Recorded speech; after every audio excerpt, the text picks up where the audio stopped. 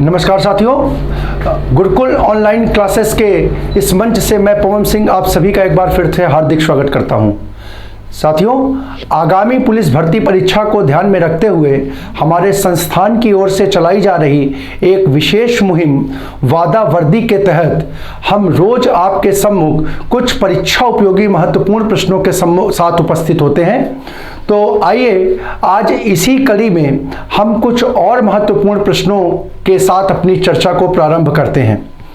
साथियों, अपनी चर्चा को प्रारंभ करने से पहले एक दो बातें हम आपके साथ करना चाहेंगे। आपके कुछ सुझाव हमें हमारे कमेंट बॉक्स में जो मिले हैं, तो उसको ध्यान में रखते हुए साथियों, कुछ हमारे छात्रों को एक विशेष उन्होंने हमसे एक अनुरोध किया था कि सर, आप ये जो सीरीज़ आयोजित कराते हैं, क्या इसका पीडीएफ फॉर्म हम लोगों को अवेलेबल हो सकता है? तो साथियों, हम आपको बताना चाहेंगे कि आपकी उस अनुरोध को ध्यान में रखते हुए हम एक प्रयास कर रहे हैं। साथियों, ये हमारी जो सीरीज़ है, इसका जो पीडीएफ फॉर्म है वो आप लोग हमारे टेलीग्राम चैनल से प्राप्त कर सकते हैं। जो भी मित्र चाहें वो टेलीग्राम चैनल से इसका पीडीएफ फॉर्म प्राप्त कर सकते हैं। उसके लिए आपको हमारे ओम गुरुकुल एकेडमी, ठीक है, ओम गुरुकुल एकेडमी के नाम से एक टेलीग्राम चैनल है, जिसका लिंक जो है वो हम आज अभी वीडियो के बाद अपने डिस्क्रिप्शन बॉक्स में छोड़ देंगे। तो वहां लिंक पे जाकर के और उसको ज्वाइन करके आप हमारे टेलीग्राम चैनल से जुड़ सकते हैं और वहां से आपको इसका पीडीएफ फॉर्म मिल जाएगा। साथियों, अब रही बात कि पीडीएफ फॉर्म प्राप्त कब होगा, तो साथियों हमारी क्लास जो है वो 7 बजे नित्य प्रति आती है, ठीक है, टेलीकास्ट होता है।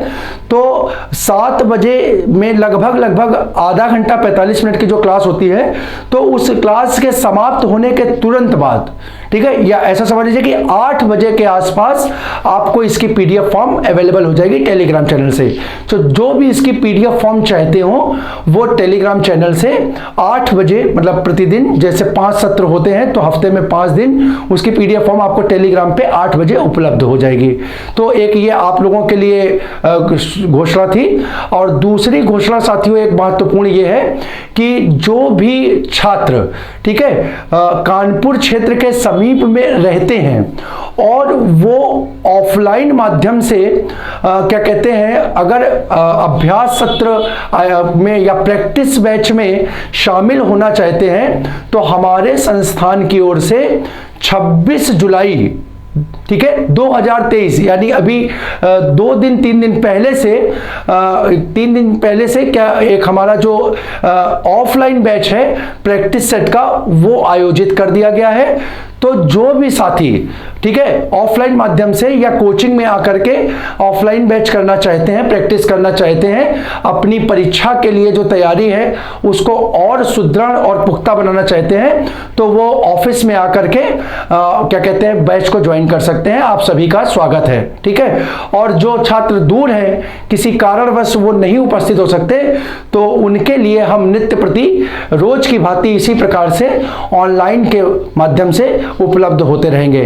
साथियों, आपसे भी हम एक बार फिर से निवेदन करते हैं कि आपका ये जो सहयोग और समर्थन हमें प्राप्त होता है, ये इसी प्रकार बनाए रखें और नित्य प्रति ये जो वीडियो हैं ये अपने दोस्तों को, अपने जो तैयारी करने वाले लोग हैं जिनको आप जानते हैं, आपके रिलेटिव्स हैं, उनको आप शेयर करते रहें, ठीक है। तो आइए साथियों, 2 घोषणाओं के साथ हम अपनी आज की चर्चा को आगे बढ़ाते हैं। इसको पूर्ण करते हुए देखते हैं अपनी आज की चर्चा का पहला प्रश्न।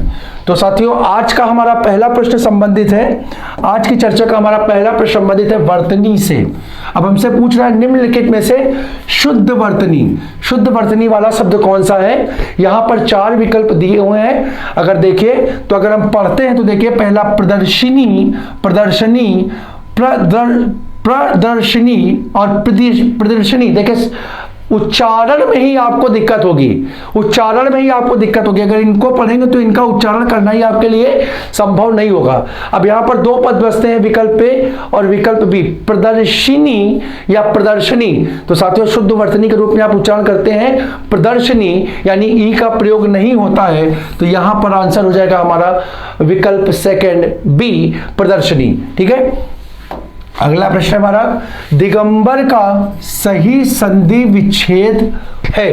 पहला दिग्धन अंबर, दूसरा दिग्धन अंबर, तीसरा दिग्धन अंबर और चौथा दिग्धन अंबर। अब साथियों जरा ध्यान से देखिएगा, अगर इस पद को हम देखें, इस पद को हम देखें तो ये हमारा लिखा हुआ है दिगंबर, ये हमारा क्या लिखा हुआ है, दिगंबर। अब साथियों अगर हम इसको तोड़ना चाहें तो देखिए कैसे तोड़ सकते हैं। तो इस पद को हम यहां से तोड़ सकते हैं। ये क्या होगा, ये गा जो है ये ग और इसके साथ स्वर क्या समाहित है, आ में टूट जाएगा। और जैसे ही हम इसको आ में तोड़ेंगे तो देखिए हमें दूसरा पद यहां से प्राप्त हो जाएगा जो क्या होगा, अंबर होगा। क्या होगा, अंबर होगा। और साथियों यहां पर देखिए ये गा हमने आपको नियमों के तहत पढ़ा रखा है। नियमों के तहत हमने जो चर्चा कराई थी, हमने पढ़ाया था कि गा जो होता है वो कैसा होता है साथियों, तीसरे वर्ग का होता है। और आप सभी को याद है तीसरा वर्ग किसके फलस्वरूप प्राप्त होता है, पहले वर्ग के फलस्वरूप प्राप्त होता है। तो गा का पहला वर्ग क्या होगा, यानी ये परिवर्तित हो जाएगा का में। तो हमारा शब्द क्या बन जाएगा, हमारा शब्द बन जाएगा दिग्धन अंबर। क्या बन जाएगा, दिग्धन अंबर। अब ऐसा विकल्प देखिए, ऐसा विकल्प आपको कहां पे दिख रहा है, तो साथियों ऐसा विकल्प आपको दिख रहा है विकल्प डी में। ये इस प्रश्न का हमारा आंसर हो जाएगा विकल्प डी, दिक। अब साथियों इसकी मीनिंग भी अगर हम देख लें तो अंबर का मतलब क्या होता है साथियों, अंबर पर्यायवाची होता है वस्त्र का, और दिक का मतलब होता है दिशाएं। दिक का मतलब क्या होता है, दिशाएं। अब साथियों देखिए वाक्यांश के रूप में कितना बेहतरीन प्रश्न बन जाता है आपके सामने। संधि के पद को तोड़ करके हम वाक्यांश के प्रश्न को निकालने का प्रयास कर रहे हैं। दिशाएं वस्त्र, यानी इसको बोल सकते हैं कि दिशाएं ही जिसका वस्त्र हो, दिशाएं ही जिसका वस्त्र हो, ऐसे व्यक्ति को, ऐसे व्यक्ति के लिए हम किस शब्द का प्रयोग कर सकते हैं, ऐसे व्यक्ति के लिए हम दिगंबर शब्द का प्रयोग कर सकते हैं। ठीक है, दिगंबर यानी दिशाएं ही जिसका वस्त्र हो, दिशाएं ही जिसका वस्त्र हो, ऐसा व्यक्ति कहलाता है दिगंबर। तो यहां पर इस प्रश्न का आंसर होगा विकल्प डी। अगला प्रश्न है हमारा साथियों, आजन्म शब्द में समास है। आजन्म शब्द में समास है।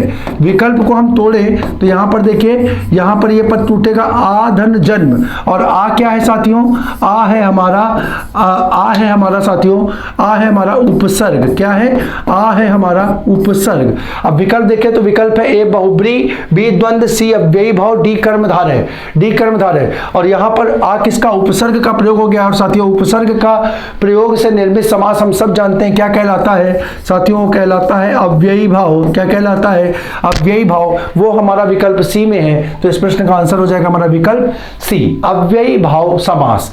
अगले प्रश्न की ओर हम लोग बढ़े। अगर अगला प्रश्न देखें तो साथियों यहां दिया हुआ है अलंकार में किस उपसर्ग का प्रयोग हुआ है, किस उपसर्ग का प्रयोग हुआ है। विकल्प ए अल, दूसरा अल, तीसरा अलन और तीसरा अलम। तो साथियों ध्यान रखिएगा, यहां पर भी देखिए मैंने आपको बताया था, यहां पर किसका प्रयोग हुआ, अनुस्वार का प्रयोग हुआ। किसका प्रयोग हुआ, अनुस्वार का प्रयोग हुआ। और साथियों आपको जानकारी दे दूं, मैंने आपको पढ़ाया था कि अनुस्वार का प्रयोग किसके फलस्वरूप होता है, तो अनुस्वार हमें मां के फलस्वरूप प्राप्त होती है। व्यंजन संधि में हमने आपको नियम पढ़ाए थे, उन नियमों की जब हमने चर्चा की थी तो उन नियमों में हमने आपको एक नियम पढ़ाया था मां संबंधी नियम।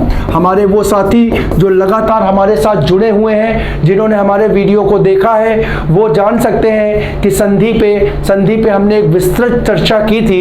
5, 6, 7 वीडियो के माध्यम से हमने पूरी संधि के टॉपिक को पढ़ाया था। और वहां पर हमने आपको जब व्यंजन संधि पढ़ाई थी तो व्यंजन संधि के अंतर्गत एक नियम की चर्चा की थी जो क्या था, मां संबंधी नियम था, जिसके अंतर्गत हम क्या करते थे, मां को अनुस्वार में परिवर्तित कर देते थे। किसमें कर देते थे, अनुस्वार में। अब साथियों देखिए यहां पर क्या है, यहां पर अगर अनुस्वार है तो अनुस्वार आपकी मां में बदलेगी। तो अनुस्वार अगर मां में बदलेगी तो आपको पद क्या मिलेगा, यहां पर देखिए इस प्रकार से लिखा है अलंकार। अब इसको जब हम मां में बदलेंगे तो देखिए पद टूटेगा अलम धनकार में। किसमें टूटेगा, अलम धनकार में। और यहां पर अगर हम देखें देखें तो इसके दो पद मिले, अलम और कार, तो उपसर्ग के रूप में किसका प्रयोग हो गया, अलम का प्रयोग हो गया, जो कि मिल रहा है विकल्प डी में। इसलिए इस प्रश्न का आंसर होगा हमारा विकल्प डी।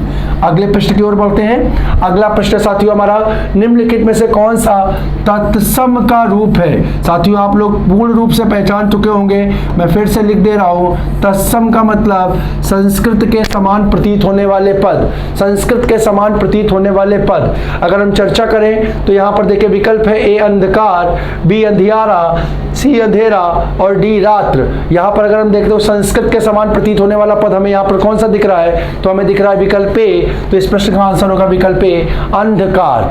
अंधकार का साथियों ध्यान रखिएगा, अंधकार का जो तद्भव पद होगा वो होगा विकल्प सी, अंधेरा।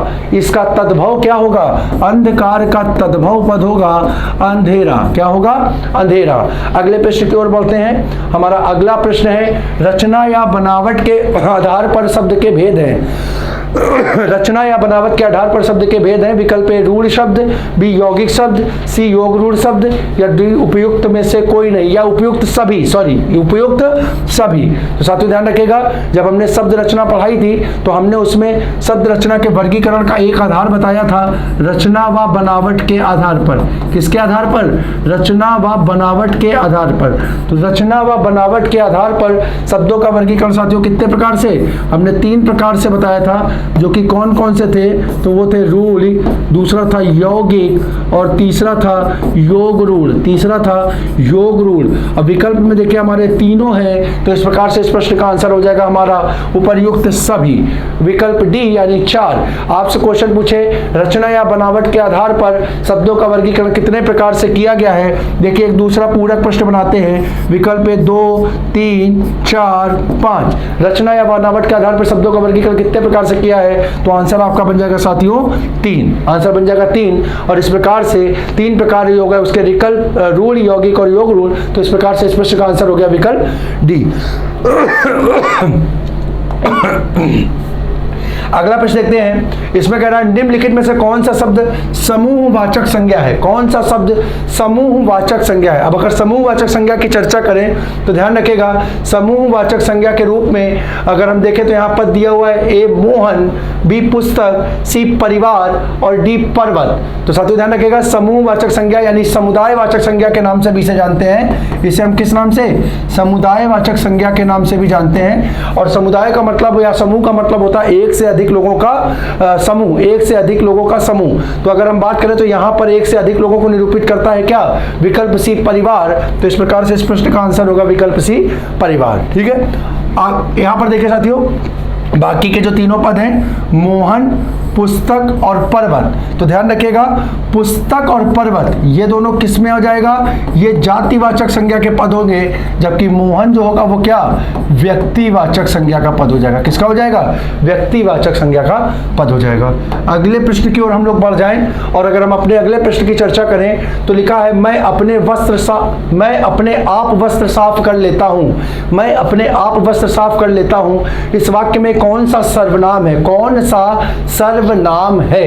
विकल्प ए प्रश्नवाचक, बी निश्चयवाचक, सी निजवाचक या डी संबंधवाचक, डी संबंधवाचक। तो ध्यान रखिएगा मैं अपने आप वस्त्र साफ कर लेता हूं, यहां पर देखिए स्वयं शब्द का प्रयोग किया है। ठीक है, तो साथियों जहां पर अपने शब्द का प्रयोग होता है वहां पर सर्वनाम का प्रकार जो होता है वो निजवाचक सर्वनाम होता है। तो इस प्रश्न का आंसर होगा विकल्प सी, निजवाचक सर्वनाम। अगले प्रश्न की ओर बढ़ते हैं। हमारा अगला प्रश्न है क्रिया के जिस रूप से वर्तमान में क्रिया होने का संदेह हो, क्रिया के होने का संदेह हो, वह क्रिया का संदर्भ क्या कहलाता है, यानी क्रिया का प्रकार वहां पर कौन सा होता है। तो देखिए यहां पर साथियों दो पद हैं, किससे संबंधित है, वर्तमान काल से संबंधित है और क्रिया के पूर्ण होने में क्या हो रहा है, संदेह हो रहा है। विकल्प देखते हैं, ए संभाव्य भविष्य, बी संदिग्ध भूत, सी संदिग्ध वर्तमान और डी अपूर्ण वर्तमान। साथियों ध्यान देखिए बहुत आसानी से प्रश्न का आंसर यहां पर देख देंगे।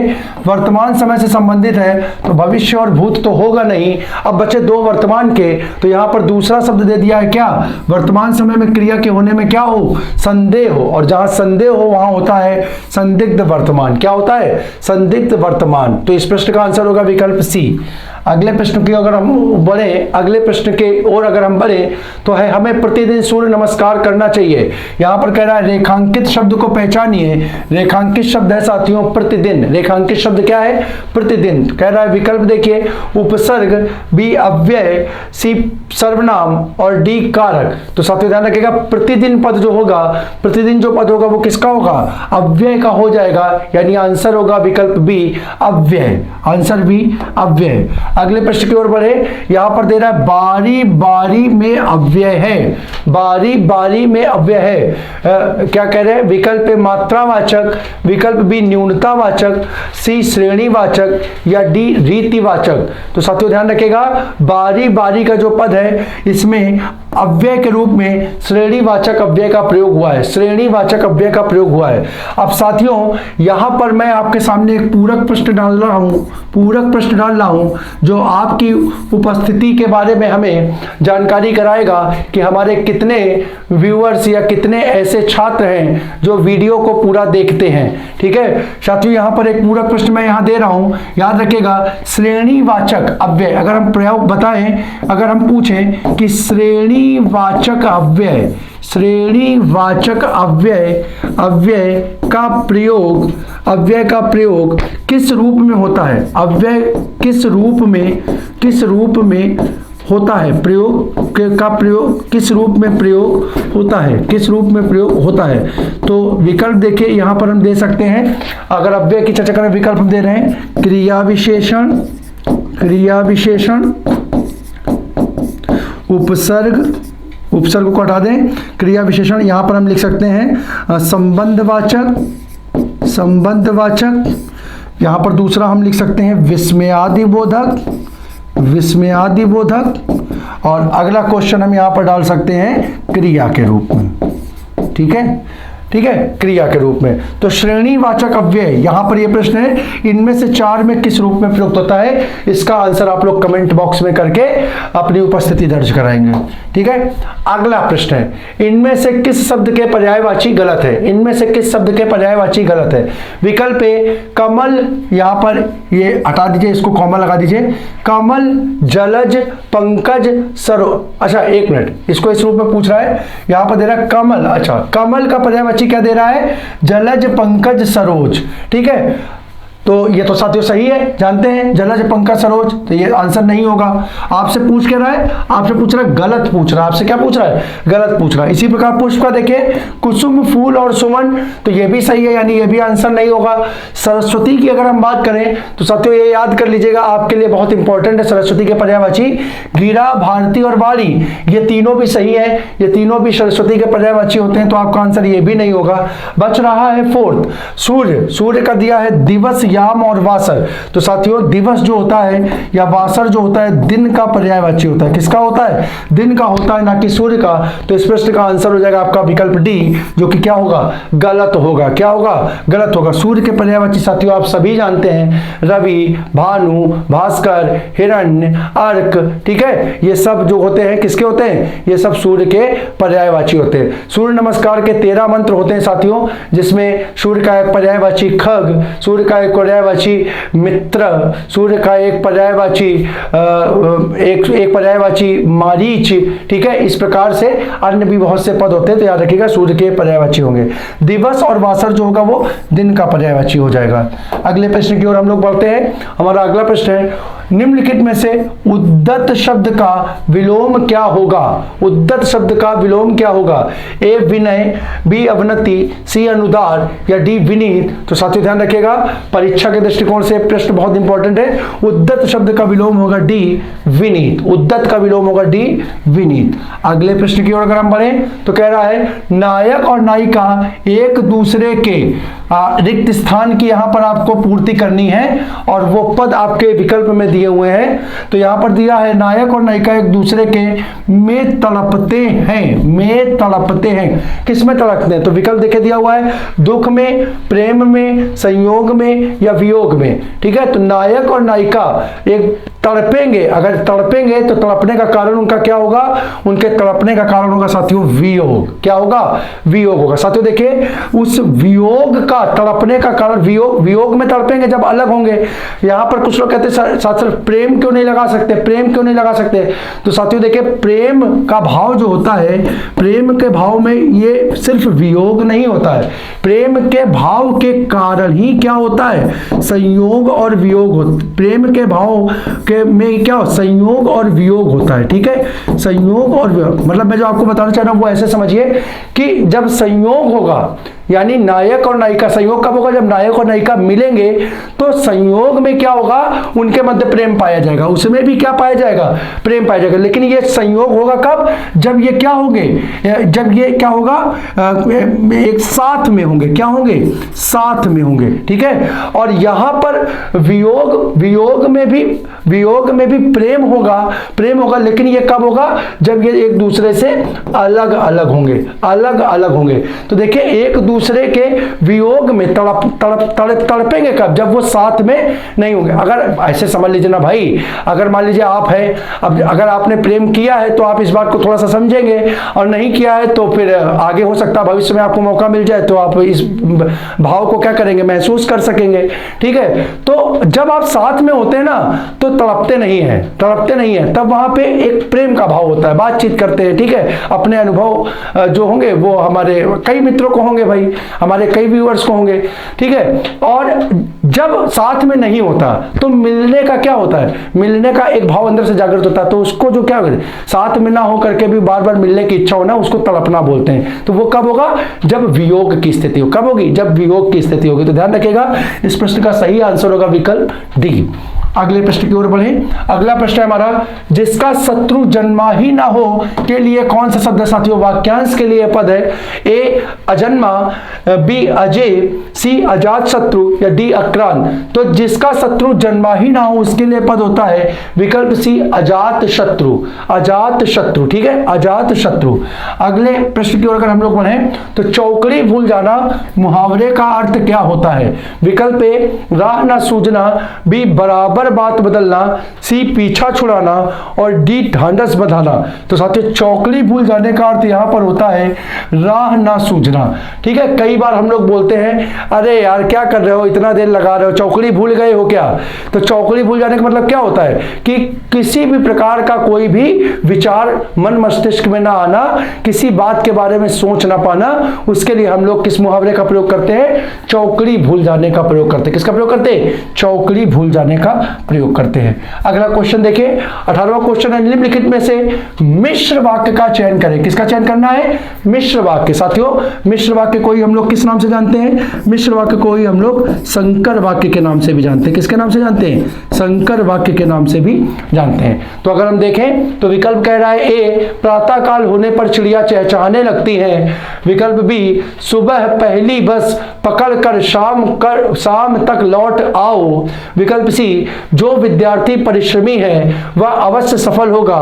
और विकल्प डी राजकुमार ने भाई को मार डाला और स्वयं राजा बन गया। तो साथियों यहां पर चर्चा हो रही है मिश्र वाक्य की, संकर वाक्य की, और हमने आपको बताया था कि मिश्र वाक्य और संकर वाक्य में महत्वपूर्ण होता है योजक चिन्ह। किसका प्रयोग महत्व होता है, योजक चिन्ह का। और साथियों जब चर्चा होती है मिश्र वाक्य की या संकर वाक्य की तो वहां पर योजक चिन्ह के रूप में जो, जिसे, जिसका,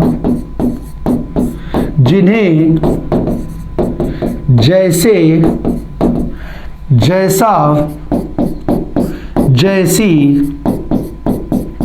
वैसा, वैसी आदि पदों का प्रयोग देखने को मिलता है योजक चिन्ह के रूप में। इनमें से किसी भी एक पद का प्रयोग अगर आपको दिख जाए तो साथियों वो क्या हो जाता है, वो मिश्र वाक्य हो जाता है। अब जरा अगर ध्यान से पढ़िए तो यहां पर विकल्प सी में आपको क्या, जो पद का प्रयोग मिलता हो, जो पद का प्रयोग मिल रहा है, यहां पर ये ये वाला जो उपवाक्य है वो किस योजक चिन्ह से प्रारंभ हो रहा है? जो योजक चिन्ह से प्रारंभ हो रहा है। और हमने आपको बता रखा है कि अगर जो योजक चिन्ह का प्रयोग होगा तो वो वाक्य कैसा होगा? मिश्र वाक्य होगा। यानी इस प्रश्न का आंसर हो जाएगा विकल्प सी, यानी जो विद्यार्थी परिश्रमी है वह अवश्य सफल होगा। देखिए ये स्वतंत्र वाक्य है, वह अवश्य सफल होगा, ठीक है। इसको हम स्वतंत्र नहीं बोल सकते, ये हो गया आश्रित। क्या हो गया?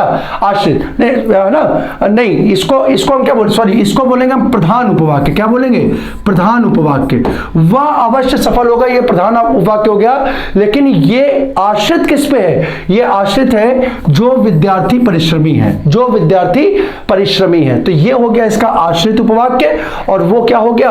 वो हो गया उसका प्रधान उपवाक्य। ध्यान रखिएगा साथियों, वाक्य रचना के चैप्टर को हम थोड़ा सा, आपको एक दिन कभी मौका मिला तो इसी बीच में सत्र में एक सत्र आयोजित करके वाक्य के बारे में थोड़ी सी चर्चा कर देंगे, जिससे आप लोगों को इन चीजें स्पष्ट हो जाए कि प्रधान उपवाक्य, आश्रित उपवाक्य या फिर समान पदी उपवाक्य क्या होते हैं, या वाक्य की रचना के क्या क्या अंग होते हैं। तो इसकी चर्चा हम लोग किसी दिन एक छोटा सा सत्र आयोजित करके पूर्ण कर लेंगे। अगले प्रश्न को अगर हम लोग देखें तो कह रहा है सही विकल्प का चयन करें जो शुद्ध वाक्य है।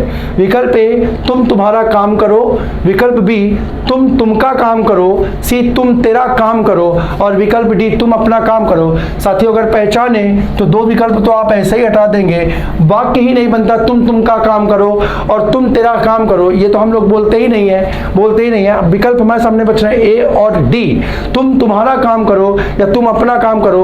तो ऐसी साथियों इस पद के लिए सही वाक्य होगा विकल्प डी, तुम अपना काम करो। अपना पद स्वयं के लिए प्रयुक्त होगा, स्वयं के लिए प्रयुक्त होगा, तो यहां पर यह शुद्ध वाक्य हो जाएगा विकल्प डी।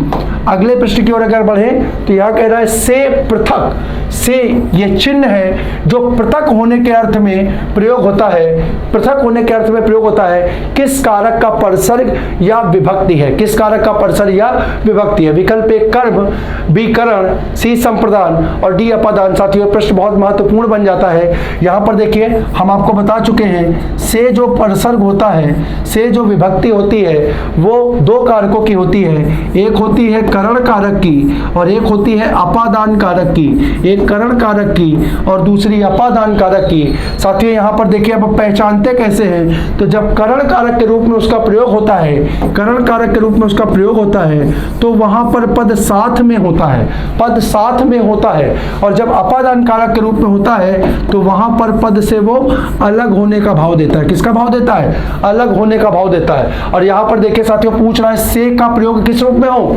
अलग यानी पृथक होने के रूप में हो, तो वहां पर साथियों कारक होगा अपादान। आंसर हो जाएगा हमारा विकल्प डी। अगले प्रश्न की ओर बढ़े। हमारा अगला प्रश्न कह रहा है निम्नलिखित में से कौन सा शब्द स्त्रीलिंग का है? स्त्रीलिंग का है। विकल्प ए पीतल, बी देवनागरी, सी हिमालय, डी चीन। तो साथियों ध्यान रखिएगा देवनागरी जो है, देवनागरी का जो पद है वो क्या है? वो एक लिपि है। क्या है? लिपि है। और हमने साथियों आपको लिंग वचन के जब टॉपिक को पढ़ाया था वहां पे बताया था कि जो लिपियां होती हैं, जो लिपियां होती हैं वो प्रायः किस रूप में? स्त्रीलिंग के रूप में प्रयुक्त होती हैं। तो इस पर का सही आंसर होगा विकल्प बी। बाकी के तीनों पर साथियों जो होंगे वो पुल्लिंग के हो जाएंगे। किसके हो जाएंगे? पुल्लिंग के हो जाएंगे। अगले प्रश्न को अगर हम देखें तो कह रहा है निम्नलिखित में से कौन सा शब्द बहुवचन का है? बहुवचन का है। ए अनुज, बी गौ, सी गुरुजन और डी लेखक। तो साथियों एक बिंदु से आपको अवगत कराऊं, यदि किसी पद के अंत में जन समूह,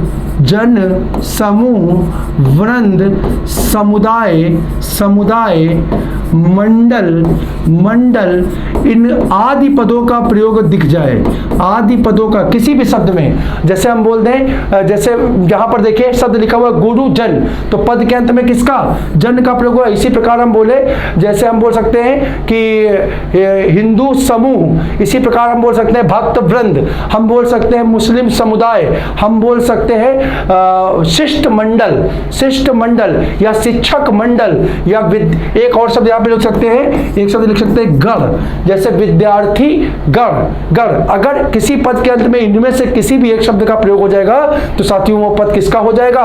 साथियों वो पद बहुवचन का हो जाएगा। इस बिंदु को आप लोग नोट कर लें, ये बहुत इंपॉर्टेंट बिंदु है। तो अगर आपसे यहाँ पे बहुवचन पूछ रहा है तो देखिए आपके सामने सीधे सीधे पॉइंट दिया है, यहाँ पर ये जनपद का प्रयोग हो गया है तो यहाँ पर इस पद का बहुवचन के रूप में प्रयोग होगा, यानी आंसर होगा विकल्प सी। अगले प्रश्न की ओर यदि बढ़े तो अगला प्रश्न कह रहा है निम्नलिखित में से निपात का उदाहरण कौन सा है? निपात का उदाहरण कौन सा है? विकल्प ए जी, बी अरे, सी मात्रा और डी यदि। डी यदि। तो साथियों ध्यान रखिएगा, निपात कैसे शब्द होते हैं? निपात ऐसे शब्द होते हैं जो वाक्य में वाक्य को क्या करते हैं? वाक्य को बल प्रदान करते हैं। क्या करते हैं? बल प्रदान करते हैं। और ऐसे बल प्रदान करने के लिए अगर हम शब्द का प्रयोग देखें तो वो यहाँ पर होगा विकल्प ए में, यानी इस प्रश्न का सही आंसर होगा पहला विकल्प जी। अगले प्रश्न की ओर बढ़े तो यहाँ पे साथियों प्रश्न हमारा हिंदी भाषा से संबंधित है। कह रहा है भारतीय संविधान की 8वीं अनुसूची में शामिल भाषाओं की संख्या है। 8वीं अनुसूची में शामिल भाषाओं की संख्या है। विकल्प ए 20, बी 18, सी 22 और डी 30। तो साथियों ध्यान रखिएगा 8वीं अनुसूची में शामिल भारतीय भाषाओं की संख्या कितनी है? 22 है। कितनी है? 22 है। साथियों यहाँ पर एक बिंदु आपको सामने और बता दूंगा, यहाँ पर नोट कर लीजिए कि अगर आपसे पूछा जाता है, अगर आपसे पूछा जाता है कि 8वीं अनुसूची में शामिल मूल भाषाओं की संख्या, शामिल मूल भाषाओं की संख्या कितनी थी?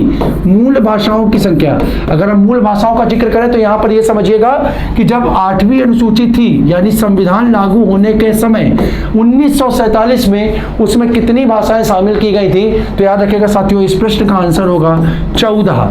यानी मूल अनुसूची 8वीं मूल अनुसूची की अगर चर्चा करें तो उस समय 8वीं अनुसूची में शामिल भाषाओं की संख्या 14 होगी।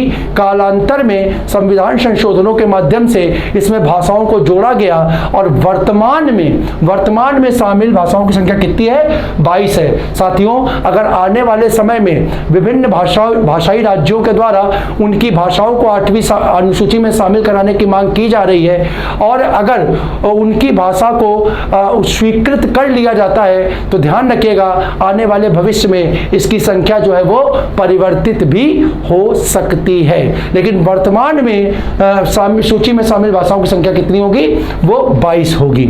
अगले क्वेश्चन की ओर बढ़ते हैं। अगला क्वेश्चन देखते हैं, मैथिली बोली के लोकप्रिय कवि हैं। विकल्प ए तुलसी, बी जायसी, सी विद्यापति और डी नंददास। तो साथियों ध्यान रखिएगा मैथिली बोली के लोकप्रिय कवि जो हैं वो विद्यापति हैं। कौन है? विद्यापति हैं। मैथिली भाषा में इनके महत्वपूर्ण योगदान के कारण विद्यापति को साथी ध्यान रखें बहुत परीक्षा में पूछा जाता है। विद्यापति को मैथिल कोकिल या इसी को बोल सकते हैं मैथिली भाषा की कोयल, मैथिली भाषा की कोयल की उपाधि जो दी गई है वो किसे दी गई है साथियों? विद्यापति को दी गई है। परीक्षा के दृष्टिकोण से यह प्रश्न बहुत महत्वपूर्ण है। याद रखिएगा मैथिल कोकिल या मैथिली भाषा की कोयल किसको कहा जाता है? विद्यापति को कहा जाता है। ठीक है। अगला साथियों यहाँ पर एक चीज और मैं आपको बता दूं, इनकी एक बहुत चर्चित पुस्तक है जिसका नाम है कीर्ति लता। एक चीज और लिख लीजिए, यह भी परीक्षा के दृष्टिकोण से इंपॉर्टेंट है। विद्यापति की पुस्तक का नाम है कीर्ति लता। अगला प्रश्न हम लोग देखते हैं और अगला प्रश्न है हमारा अलंकार से संबंधित। कह रहा है नहीं पराग नहीं मधुर मधु नहीं विकास एहि काल और अली कली सो ही बंध्यो आगे कौन हवाल। उपयुक्त पंक्तियों में कौन सा अलंकार है? कौन सा अलंकार है? विकल्प ए रूपक, बी विशेषोक्ति, सी अन्योक्ति और डी अतिशयोक्ति। तो साथियों बहुत चर्चित पंक्तियां हैं, बहुत चर्चित पंक्तियां हैं, कई बार परीक्षा में इनको पूछा गया है और इस प्रश्न का सही आंसर है विकल्प सी अन्योक्ति अलंकार। अन्योक्ति अलंकार यानी उपयुक्त पंक्ति में कौन सा अलंकार हो जाएगा? अन्योक्ति अलंकार होगा। साथियों ध्यान रखिएगा ये पंक्ति जो है वो कवि बिहारी की की पंक्तियां हैं। किसकी हैं? कवि बिहारी की पंक्तियां हैं। ठीक है, तो इस प्रकार से साथियों देखिए आज की हमारी जो श्रृंखला है प्रश्नों की वो यहाँ पर समाप्त होती है। आज का अंक यहाँ पर पूर्ण होता है। आशा करता हूँ कि आप सभी घर में स्वस्थ रहें, व्यस्त रहें और मस्त रहें, अपनी पढ़ाई को सुचारू रूप से इसी प्रकार से जारी रखें। ठीक है, इस वादे के साथ, इस कथन के साथ हम अपनी आज की चर्चा को यहीं पर समाप्त करते हैं और आपसे अगले अंक में मिलने के वादे के साथ अपनी वाणी को यहाँ पर विराम देते हैं। आप सभी को जय हिंद।